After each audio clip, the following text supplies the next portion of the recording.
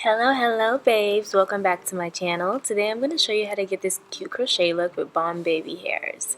So first I start off with this water wave braid hair that I got from the beauty supply store.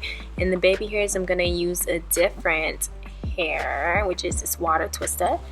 I just start off with braids going straight back pretty much. And I like to tuck the ends like I showed in my other videos. This is the hair. So the hair is super cute. I wanted a looser curl pattern kind of going on, but still bouncy and fluffy. So I just take one strand to start with. That's all you really need.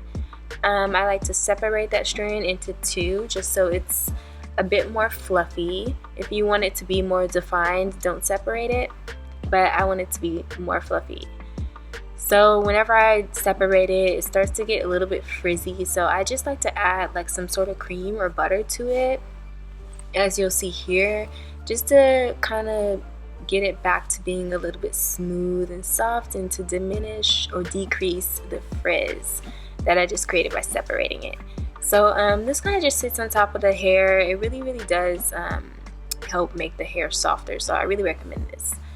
Just to start off, I always start in the back. I typically like to do a braid at a time when I have braids going straight back, just because it helps me stay organized, and it's good to be organized because if you're not, you're more prone to messing up.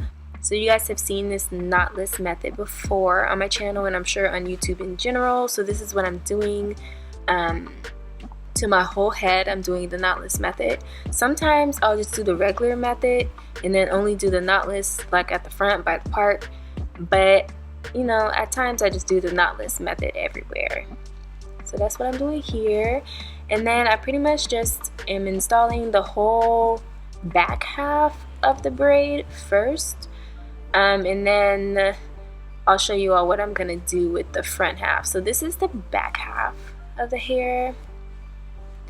So for the front half, I typically separate it into 4 instead of 2, just because it makes the pieces a lot smaller, so it's less chunky.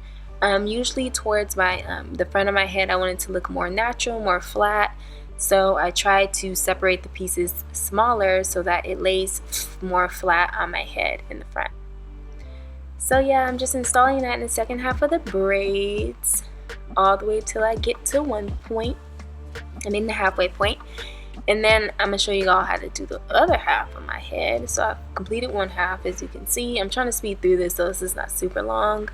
I like to pretty much feel the braid whenever I'm doing it on myself, just to make sure that I'm hooking it on the braid. The braid is so thick that I can literally just like use my fingers, as you'll see here, to kind of guide my way back down the braid so I can tell exactly which braid I'm working on. That's why I say being organized is very important when you're doing your own hair, especially your own crochet braids. So yeah, I hope you guys understand what I meant by that.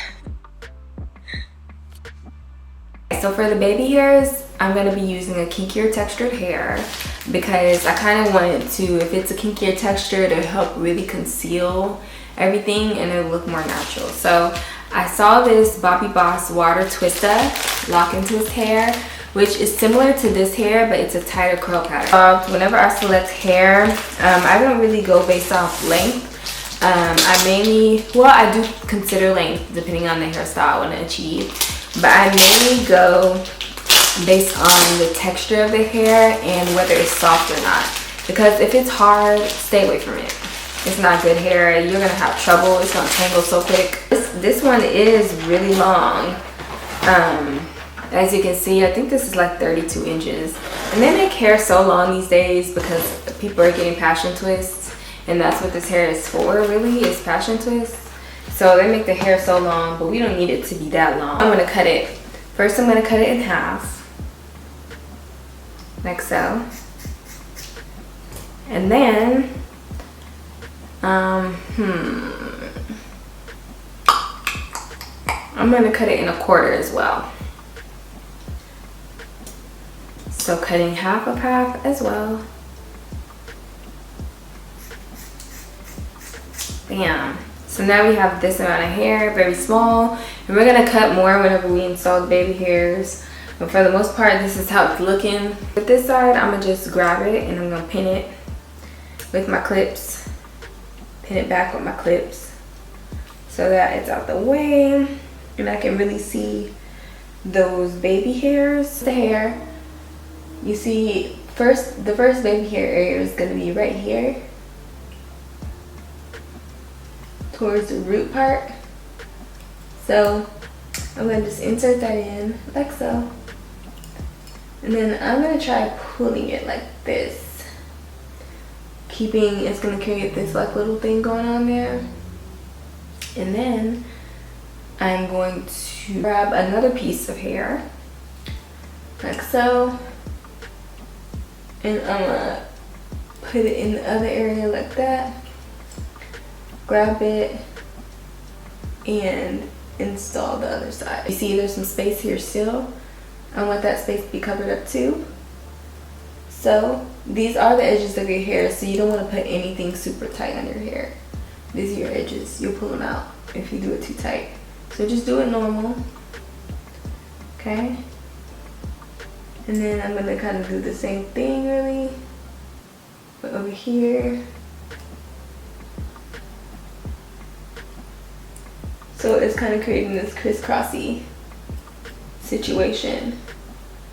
This helps so that it's not so tense on my edges. Install it like that. I'm just gonna kind of fluff everything out.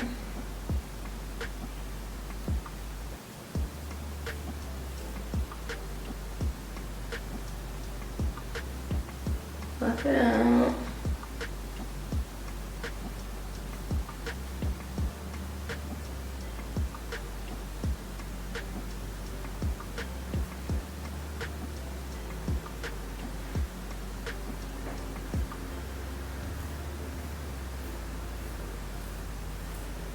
Okay, so now it's kind of just this fluffy like situation.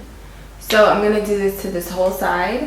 This is the tricky part, y'all, because listen, this ain't easy.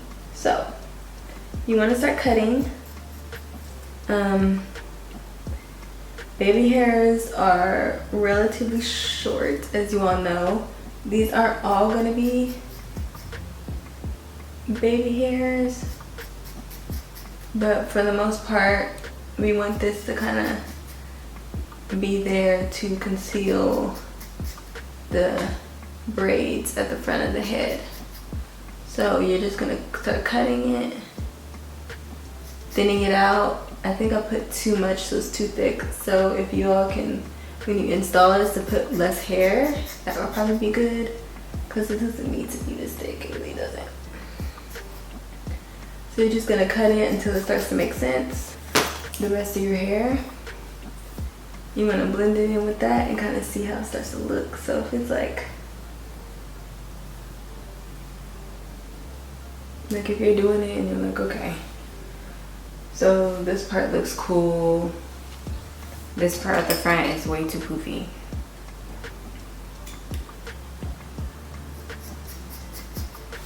cut that down and make it way less poofy.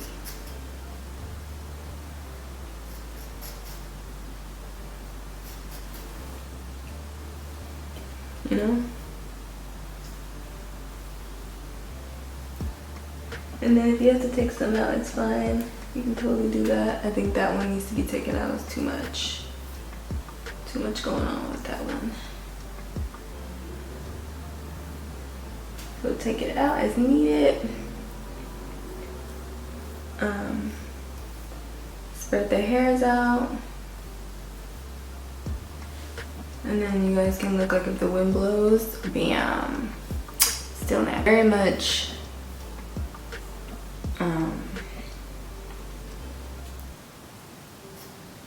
kind of just eyeballing stuff and using common sense, because you want to just mold it so that it blends everything together and that it makes sense and it looks right. Okay, so I put in both of the baby hair things. So this is how this side is looking. Seamless. Coming from the scalp. Seamless. yeah, that's how the baby hair is looking. So I'm very proud of how the baby hair's turned out. So now I just want to cut it to frame my face and to shape it a little bit. So of course you all do not have to do this, but I'm for sure doing this. I think the key to cutting your hair is taking your time. Curly hair is easy to cut because number one, this isn't your real hair, so it's okay. Number two, if you make any mistakes, it'll be okay. Alright, so I cut my hair last night because I had some stuff to do, but this is how it turned out. I ended up cutting it a bit shorter. It was like longer at first, and I was trying to decide if I want to go like long or like a little shorter.